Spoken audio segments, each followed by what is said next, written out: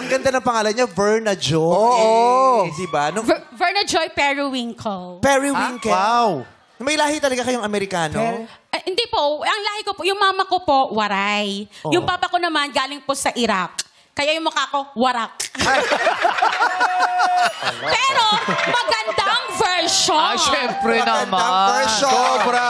Sobra. Saan naiilang na si Jessie tsaka si Jillian Alam mo, sa kagandahan. nung lumabas ka, Po. nag-retouch si Jessie tsaka si Oo, Jillian, yes. nag-retouch. Sorry ha, it's not my fault, girl. Si RK, kinukuna ka ng picture talaga.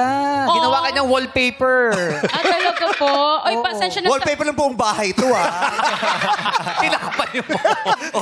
Pati solar nila, pinol-paper sa bubong. Anong naramdaman mo? Iba ang titig ni RK. Well, I'm used to it naman. Sa mga guys po na na-love at first sight sa akin, sorry po, I'm taken. Ay, maraming nabigo kalalakihan sa sinabi Grabe. niya.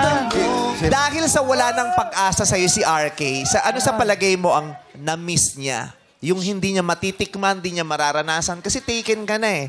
Nako, sayang nga. Medyo nahuli ka lang. Kasi alam mo, itong ganda ko, perfect na. Wala ka nang hahanapin. Hindi generic. Organic! Anong meron ka na wala si Jillian? Ate, na-intimidate ako sa'yo. Oh, Jillian. Na-intimidate o natakot talaga, Jillian? Isa lang masasabi ko, Ano Jillian. yan? I pity you.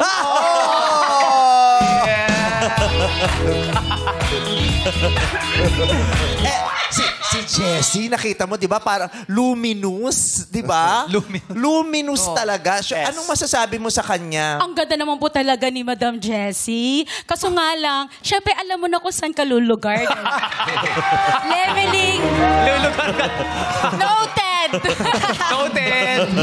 Ano ba ang lamang mo kay Jessie? Syempre makikita mo naman yan. Nakaka-offend naman kung ako pa magsasabi. Alam mo na sa sarili mo yan. Sa tingin mo ba? Ayun yun. Sa tingin mo ba kung nakita ka ni Luis Manzano, baka hindi niya ligawan si Jessie? Baka hindi pansinin. Kasi ako, kung ako nakita, head turner ako eh. Paano Head turner! Ang huli kasi nakakita dyan, exorcist. Si Emily Rose, head turner. Exorcist.